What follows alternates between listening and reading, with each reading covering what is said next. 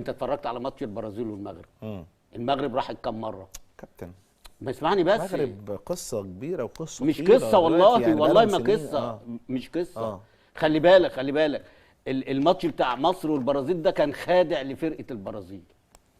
لان هم لما كسبونا فكروا ان المغرب زينا، فما اتفرجوش على الماتش او ما اتفرجوش على الفرقه في اخر ماتشات اللي هي بتاعت المغرب. فهم قال لك ان احنا بنلاعب فرقه من شمال افريقيا زي ما اللي هي مصر، فاكيد السلام عليكم ومرحبا بكم في فيديو جديد على قناتكم أطلس رياكس. أصدقائي، في هذا الفيديو غادي نشوفوا الصحافة المصرية وهي كتشيد بالتعادل ديال المغرب مع البرازيل، عوض ما نقولوا ذلك ونقولوا تعادل ديال البرازيل مع المغرب، لأن المغرب بمستوى رائع ورائع جدا. أصدقائي بلا ما نطول عليكم نشوفوا الفيديو ونرجعوا من بعد. بس هم المغرب رابع عالم يا كابتن، وبعدين مبارياتهم الوديه الفتره اللي فاتت لا فيها نجاحات، يعني فيها نجاحات وكل ده حاجه. المغرب، انا بتكلم عن المغرب. ايوه ماشي. بس انت في كاس الامم كانوا فين؟ ما كانوش اللي هم زي الماتش اللي فات.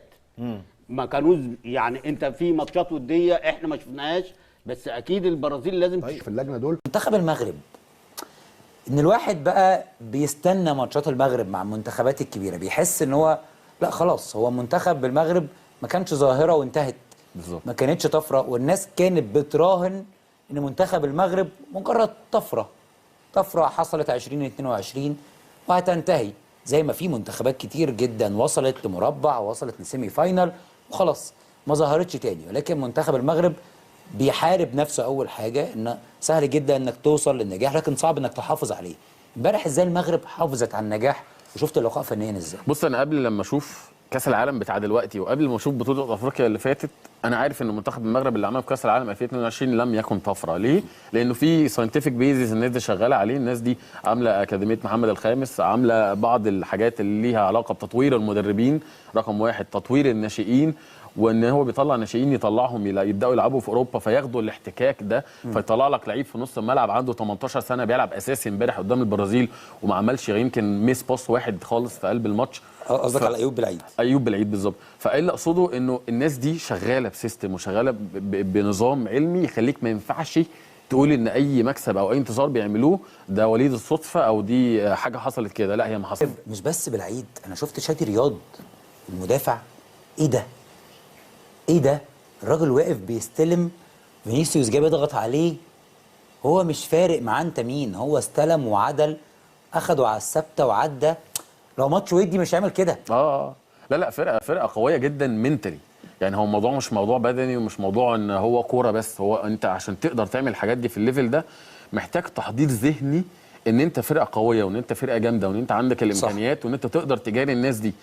وبيغلطوا على فكره، يعني امبارح الكابتن اشرف حكيمي غلط، ميس باص بس رجع جاب الكوره وبنى الهجمه، عملوا برده ميس باص بس بونو لحق. انا بالنسبه لي اشرف حكيمي على مدار السنين اللي فاتت هو وساديو ماني نماذج للعيبه كباتن منتخباتهم مهما كانوا بيلعبوا في التوب ليفل، الا ان ادائهم وعطائهم للمنتخب في ارض الملعب درس لكل اللعيبه اللي لازم تتعلم انه اذا لم تعطي لمنتخب بلدك كل ما عندك و120 و150%، فانت لا تستحق ان تكون قائدا او نجم.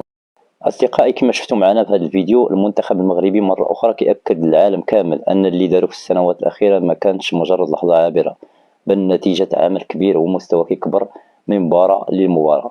التعادل أمام البرازيل ما كانش غير نقطة في الترتيب، بل كان رسالة قوية بأن المغرب ولا منتخب كيتحترم وكيتحسبوا ليه ألف حساب. والجميل أكثر هو أن الإشادة ما جاتش غير من الجماهير المغربية، بل حتى الإعلام المصري وعدد من المحللين العرب عبروا على إعجابهم بالمستوى اللي بان بأسود الأطلس. بزاف منهم أكدوا أن المغرب كيلعب بثقة كبيرة وعنده شخصية قوية داخل الملعب، كيقدر ينافس أكبر المنتخبات العالمية بدون خوف أو عقدة. هذا الاحترام اللي ولا كيتلقاه المنتخب المغربي ما جاش من فراغ، بل جاء بسبب الإنجازات التاريخية اللي حققها من نصف نهائي كأس العالم إلى المباريات الكبيرة، وليوقف فيها الند للند أمام أقوى مدارس كرة القدم في العالم.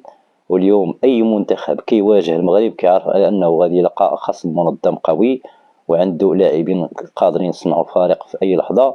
المهم دابا هو الاستمرار بنفس العقلية ونفس الروح القتالية لان الجماهير المغربيه ولات كتطمح لاكثر من مجرد مشاركه مشرفه، ولات كتؤمن ان هذا المنتخب قادر يحقق انجازات اكبر في المستقبل ويحافظ أسس الأساس على هذا المستوى. فما كاين حتى سبب يمنعهم من كتابة صفحات جديدة في تاريخ كرة القدم المغربية.